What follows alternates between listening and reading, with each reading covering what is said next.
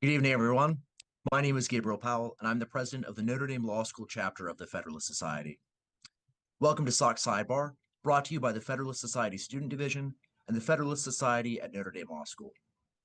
Each month, the Student Division, in conjunction with the rotating student chapter, hosts a Zoom series called SOC Sidebar, featuring a judge being interviewed by a student chapter president about the judge's passion, hobby, or interest, and how it relates to the law.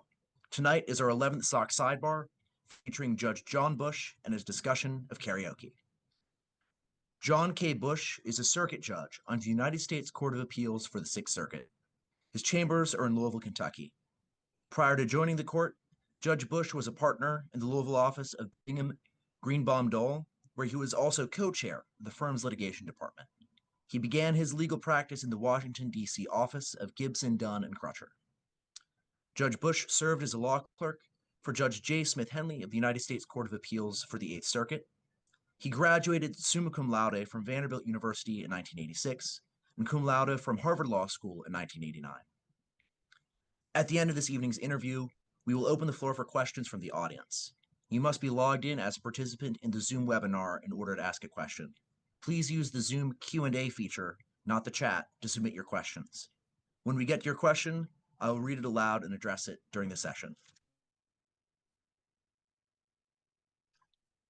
Judge Bush, good evening. Let's talk about karaoke. How do you get into it? Well, I guess I would say through my clerks. I had maybe done a few karaokes on my own through the years, but it wasn't really until a few years ago that my clerks came up with the idea that we ought to go and perform together. So I kind of reluctantly agreed initially, but then once I got over there, I realized how fun it is to be able to experience getting to know your clerks in a different setting than the day-to-day grind of trying to decide cases and writing judicial opinions. So really I ascribe it to my clerks, and then you can see us in action there. That's great. It must be a lot of fun. Do you have any songs that you sing together with your clerks that you get them all round up for? Well, we try to get ones that we can all sing together, that we all know, which can sometimes be a challenge for the generational divide, but I find that certain songs just resonate through the years. Country Roads, Take Me Home, I Love Rock and Roll, Sweet Caroline. I think the first one I ever sang with the clerks was The Gambler by Kenny Rogers. So I think most people know those songs regardless of their age. I think I know every single one of those, so that's probably a good marker. What is it about picking songs that people know that you think is the best part for karaoke? Well, you don't want to get up there and flub it in front of a large group of people. So it's important to know what song will work and what song will not. So I find the collaborative effort to be helpful. We sit around and talk about different songs, whether they will work or not. And usually a clerk has some prior experience with a song, so we can rely on their advice to go forward. So how did your clerks convince you to go and do this in the first place? Boy, I think first of all, they knew about the opportunity and what it involved, and we were just looking for something to do to be able to get out and do something different. We sometimes will also go with other chambers clerks, and it's a good way to get to know people from other chambers that are maybe in the same city with us. Do you find the social aspect of karaoke maybe as fun or more fun than the music itself sometimes? Absolutely, because you're just in a more relaxed environment. You're able to talk about things that maybe you wouldn't talk about during the day, and it's also, I think, music is a way to build a team for your clerks. We're always looking for ways to do things together. When I write opinions, I typically will have, if it's a published opinion, I'll have all the clerks in the chambers review it and be involved in giving input. And so there's sort of an analogy from the way we do things in chambers to the way we do karaoke. We want everyone there together. I occasionally will sing by myself, but I don't think I've really done it much with the clerk when the clerks are there, because I feel like I need the protection of having some people that actually, can do well singing. I mean, I feel like I can sing well, but it's always good. I've been more of a chorus person than a soloist through the years, so it's good to have a group with me when I'm singing.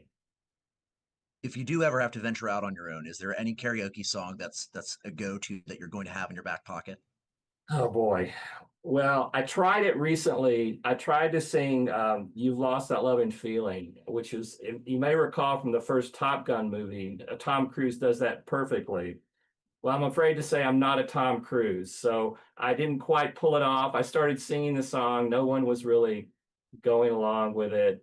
And suddenly we just shifted over to Country Road, Take Me Home. And we got it. So I think I learned my lesson that I need to stick with the chorus and not try to do something on my own. Now, it sounded like you had a decent number of different genres of music that you've gone to, even when you're singing with your chorus. Is there any particular reason why you go with some genres over others? I think for karaoke that country is always a good solid pick. For one thing, you can often have kind of funny lyrics from country songs, and so that's always used tends to be a hit for karaoke. And then just solid classical rock songs that are have a good beat. Those are often fun songs to sing in a karaoke setting. Has singing with your clerks shifted the kinds of songs you pick? Have you picked up any new favorites from the other side of that generational gap that you mentioned before? I don't know that I've picked up favorites, but I've certainly learned a lot because you'll find as you grow older, when you're going through raising kids and doing other things in your career, your awareness of current popular songs will wax and wane depending on what you're up to. You may know a lot of Barney songs or Thomas the Tank Engine songs for part of your career when you're raising kids, and not so much what Britney Spears or whoever is singing at that time. So it is a way to kind of catch up on cultural awareness when you go and sing with your clerks, and they have some interesting new things for you to consider. So you mentioned that your current stage of life with kids, you've got very different music than maybe previous times. Did you have music in previous stages of your life as well?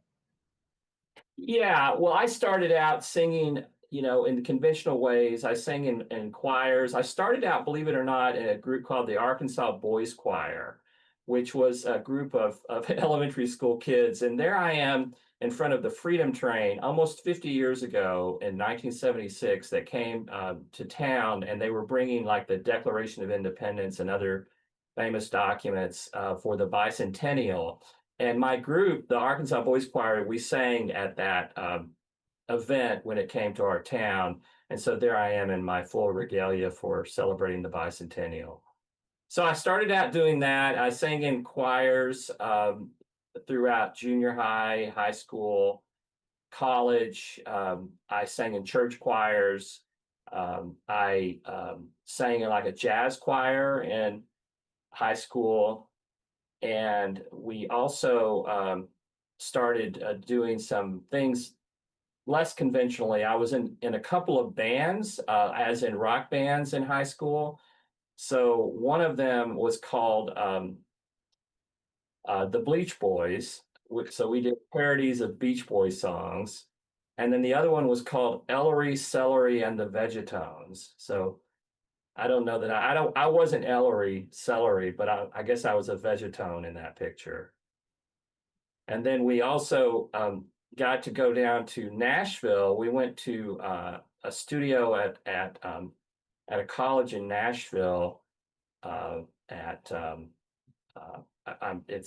name is escaping me. It's the one next to Vanderbilt that's in Nashville. But anyway, we sang at the recording studio there.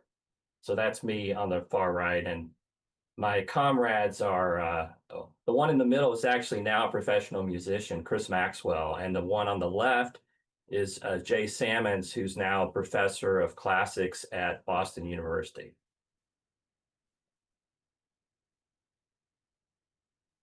That's a long way to have gone. Did you have any Yeah, instruments they've as well? done a lot of great things. The people that I sang in this band with, but it was fun. It was we were able to play some different parties, and it just was a way to do things and perhaps try to be more cool being in a band like that than I was when I was playing the trumpet at an early age. I don't know if we could show that picture, which is a bit embarrassing, but there we go.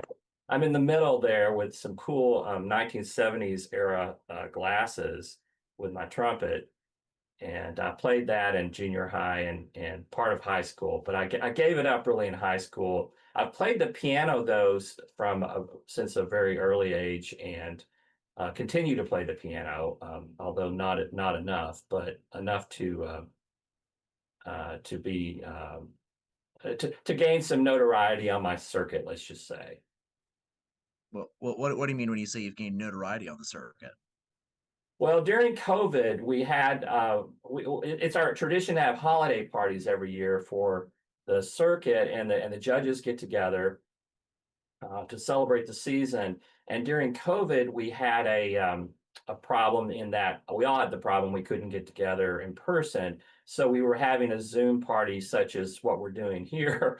And Judge Griffin, who is our leader of collegiality on our court, had arranged it, and he had a little party or a contest at the party for people to show their talents in various areas.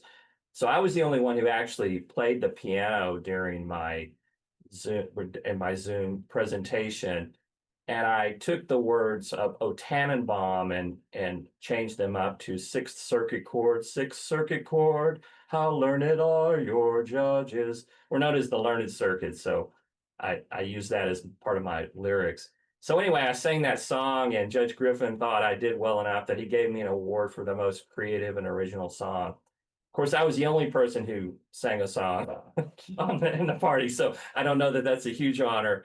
But anyway, at that point, I established myself as knowing how to play the piano and maybe how to sing. So subsequently, every year I get drafted to play the piano, and we have the judges sing at our parties. And this is Judge Larson and Judge Griffin singing with me at the Sixth Circuit holiday party. That's fantastic. So, other than singing with judges, have you seen any overlaps between music and the law? Absolutely. I mean, there's an overlap between, as I think about it, a soloist in karaoke and a oral advocate. I was just talking about this week with I teach a class on oral advocacy, and when you get up in front of the podium, you really are like a karaoke performer, because you are trying to, you know, capture the attention of your audience. Now, it's not going to be the people, listening to karaoke. It's going to be three judges on our court, but you really need to make sure that you have the confidence to get up there and do what you need to do, and to convince us that you know what you're talking about or singing about, as the case may be. So I think there's that parallel. I also think there's kind of a parallel in music in general. And I've done some writing of music through the years, usually just kind of songs. And you have verses, you have the chorus, and then you typically have a bridge um, going into the last verse or the last chorus, I guess. And there's kind of an organization there in a song that can be similar to writing a brief or writing a judicial opinion. I've heard it said that an opinion or a brief doesn't really write until it sings, and so you really have to get it in a final form that you feel like it could be presented as a performance, because that in essence is what you're trying to do, is to perform and do the best for your client, or in the case of the court, to come to the right conclusion for the resolving the dispute. Are you That's able to? way of going on about all this, but I do think there are definitely some parallels. Definitely, definitely.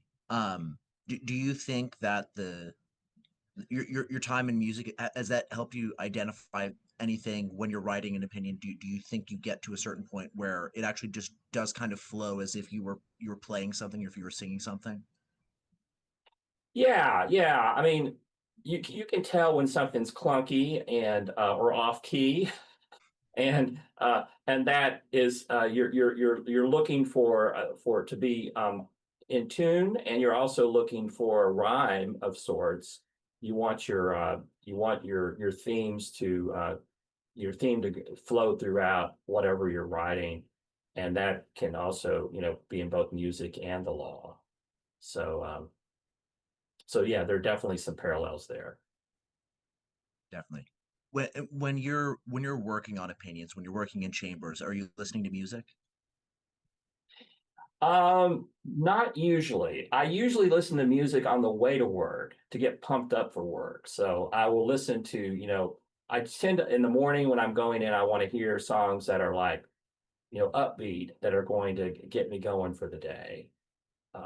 Maybe at the end of the evening, I might listen to something kind of, slower or softer to get ready for going home. But generally, I use music to get me inspired for the day, and oftentimes I can think about things just by listening to music. My mind just starts thinking about things I need to do for the day, or things to accomplish. Would you have like a set playlist kind of, or do you just kind of do you pick as you go to say, okay, I need to focus on this? Is there a song that you know that is going to bring that into focus for you? Well, I use Spotify, and I get a lot of different songs off Spotify. I have sort of the collection of the tried and true, not 1880s, 1980s and 1990s kind of songs. And then what I'll do is I'll be looking for like newer songs that maybe to kind of mix it up, because there's only so much you can do reliving your glory days of growing up. So I'm always looking for maybe some new music that might be fun to listen to, that kind of keep things. And the great thing about Spotify is that you can you put a song that you like in it, and it will give you other songs that are in the same vein or genre. So so I find myself, I'll get a group of songs that I really like, and then I listen to those, and then I'll get tired of those, and I'll start moving on to something else. But I have a wide range of interests. I mean, I like country music, but I also like pop music. I like some classical music. There's really not any kind of music I won't listen to. Um, and so anyway, I can tell you my theory about our circuit. About I have this theory that I think we are the most musical circuit, and that's not because we're all the best singers in the world. It's because we represent states that have the most significant contributions to American music. So, would you like for me to prove my point? I can talk through our circuit. So Ohio, Michigan, Kentucky, Tennessee, Right. make the case. So we'll start with Tennessee. So you have Memphis, which has, of course, Elvis Presley, Al Green, all the Sun Records people that came there. Johnny Cash, Roy Orbison, lots of folks that came through Memphis. Of course, moving over to Nashville, you really don't have to say a lot about Nashville. Obviously, Memphis is, of course, where the rock and roll has roots. Also, blues has roots in Memphis. You go over to Nashville, of course, you have country, but then you have more modern singers, like Taylor Swift, a lot of the newer music that is kind of a crossover from both country to pop. And then you move up to Kentucky and you get bluegrass. It's our main contribution. And then but you also have people like My Morning Jacket, that's in Bowling Green, and um, Jack Harlow's in Louisville. And then you move up to Ohio, you get to Cincinnati, which its claim to fame, I would say, is more classical because it has a great symphony orchestra, as does Cleveland, and Louisville has a really good orchestra too. But Cincinnati's where Fanfare for the Common Man was premiered. Aaron Copland's great piece for the orchestra. Then you move up towards Columbus, you get people like 21 Pilots are from there. You get up to Cleveland, you get the Rock and Roll Hall of Fame that's in Cleveland. A lot of other major rock and roll groups. And of course, you end up in Detroit, which is Motown. It's also the city of Eminem. It's also, Kid Rock's not far away.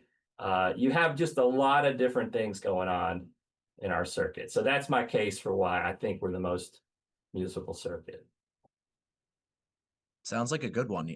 Every state has some serious contributions to make. Do you think in your karaoke, have you gotten people to sing songs from their respective chambers for the circuit to represent everybody? No, but that's a good idea. We'll have to do that at the next time we have different states represented at karaoke. It's a great idea. So I already am seeing some questions popping up in the chat right now, but before we get to those, I do want to ask you one more question of my own. So when you're thinking about karaoke, you've got your old classics, you've got the chorus songs. If there was one band that you could call up on stage with you that you would perform your song with, what band and what song? Oh my goodness. Probably the one that we've already done that I know will work is I Love Rock and Roll. So I would get Joan Jett and the Blackhearts. I saw them perform in concert in Dallas back in the 80s. So had a deep impression on me. And yeah, I would probably get them up there. Excellent. That sounds like a great pick. So let's see. I'm getting here some interesting questions. First off, is Judge Bush a karaoke originalist, faithful to the studio recording, or a living constitutionalist, putting your own spin on your performance? I'm an originalist, definitely. Try to emulate what the original artist what their original understanding was.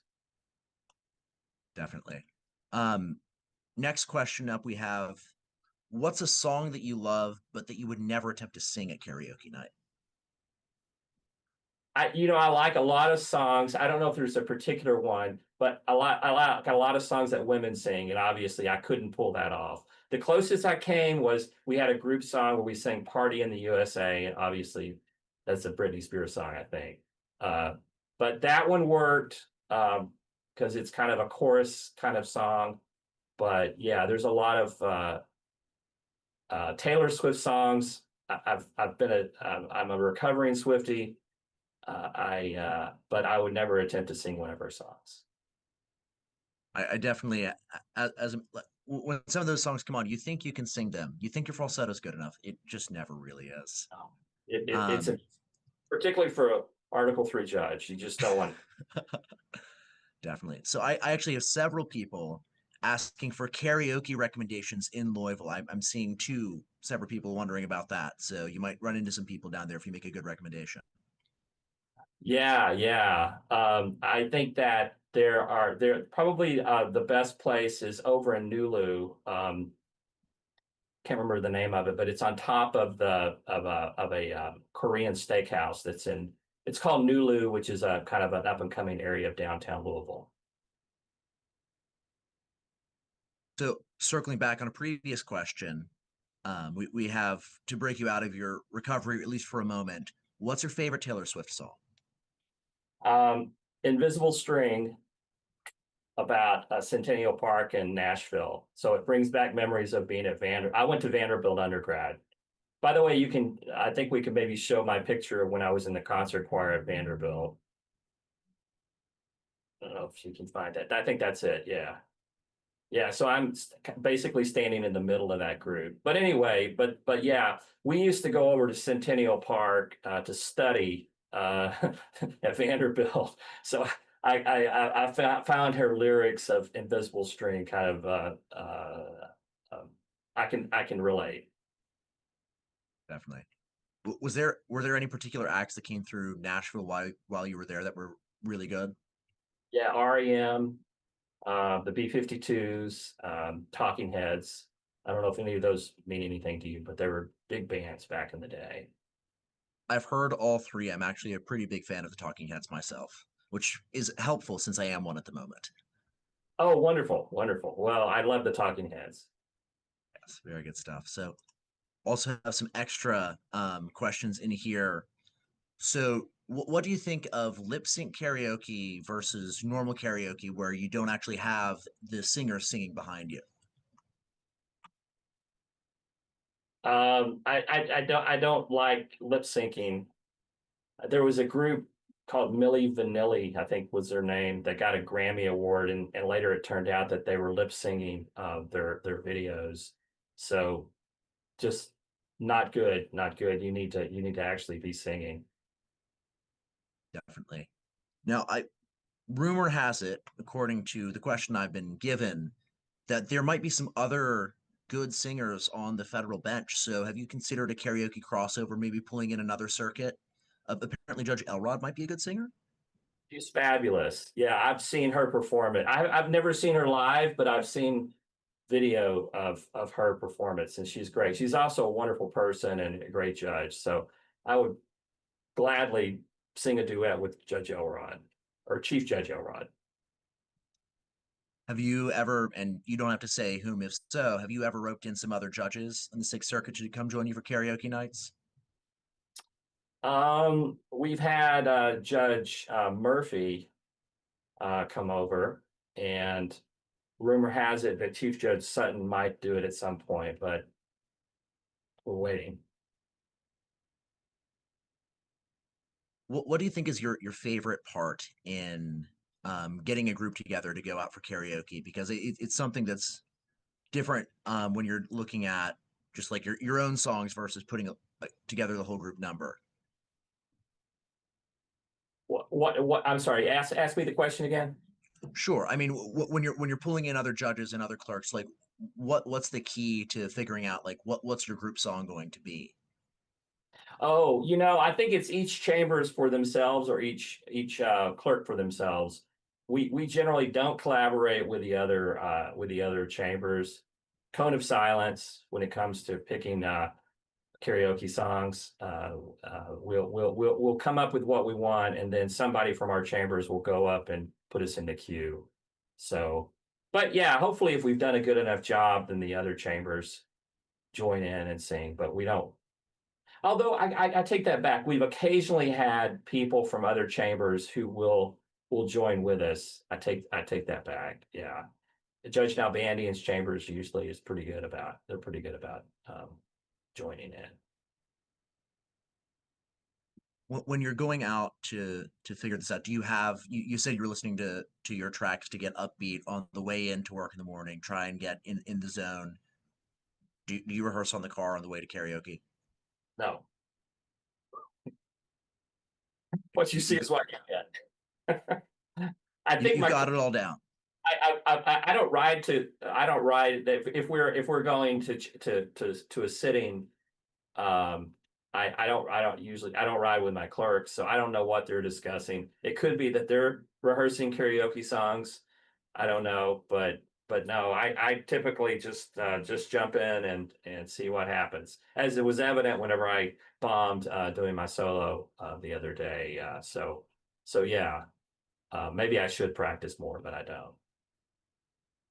I think that might be another aspect, though. You mentioned you figured out you needed to pivot very quickly. So do you think there are other takeaways from being in the moment of a karaoke performance that could be helpful for when you're up at argument? Um, hmm. Well, you are trying to persuade people, and you are not wanting to look ridiculous. So you do have to make sure maybe there should be more preparation for oral argument than I prepare for karaoke, definitely. So don't follow what I say, not what I do. And Yeah, but I think that um, it's a good way to get the nervous energy out, and do it in a way that's relatively low risk at a karaoke place as opposed to in court. So if you do have a fear of getting up in front of people, maybe try karaoke, and you can do that as the first step before you actually go to court. And on that note, we actually have a question here. Someone who might be hesitant, or even someone who might be a bad singer. Do you ever get clerks like that? Do they still give it a good show? Yeah, it's not a prerequisite to be musically inclined to clerk for me, but it helps. So I've had an opera singer. I currently have a professional. I call her a flautist. She says she's a flute player, but she doesn't want to be pretentious. So I have people that have had musical abilities, really good musical abilities, and great pianists that have uh, uh, been in chambers. So I would say that helps, but it's not a prerequisite. So my advice would be, if you can't carry a tune, hang out with people that can, and maybe you should be lip syncing. Maybe there, if you're singing in a chorus, if you lip sync, maybe that's the best approach. But no, you can generally, if you get in a chorus, you can sing a little bit, and eventually, you'll pick up the tune and be able to carry on. So you fake it until you make it. Correct, which is also like the practice of law to a certain extent. Very helpful to know for someone who has not yet begun. Um, so when you're looking at your song selections, when you've got up in front of the group, you've got everybody cheering on. How do you know that your song has been the hit? Oh, when everyone's singing along with you. I mean, obviously. Yeah, that's the key. Um, and also when people are applauding at the end, instead of going to get another, order of something, uh, and not paying attention. Definitely. Well, with that, Judge Bush, I'd like to lend my applause. I don't know how it would work over Zoom, but um, would love to thank you so much for being with us tonight. Also, previous SOC sidebars have been mentioned, including Judge Elrod on Star Wars. Want to flag for everyone? Keep an eye out for upcoming SOC sidebars. New and exciting news may well be on the horizon soon. Thank you, Judge Bush, so much for joining tonight, and thank you everyone for tuning in. Thank you very much, Gabriel.